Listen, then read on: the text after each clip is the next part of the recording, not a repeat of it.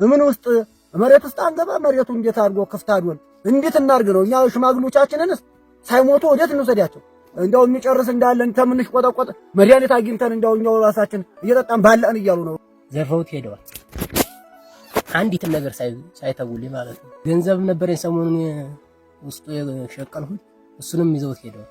ተላይ የጥይት ነጎዴ ሸዋርዱብን ገዳያችን መጣ ገደለብኝ። መጣ ስመጣ ሬሳ ወርቆልሃል አሉ። ጠዋና ሰው ቀበሩ። ምንም የሚያውቀው ነገር ንክክም ያለ እኔ ለተግብርና ለለሚያውቀው ይሄው ማሽ ልጅ ወይ 11 ቀናቸው ተተለየናቸው። የመጀመሪያው ላይ 6 ዓመት ነው። ቀጠለ 4 ዓመት ነው። እነኛ ልጆች አሁንም አልገቡ። አባታችንን መከላከያ ገሎብናልና አንገባም እኛም ይገለናል ብለው አረናቸው።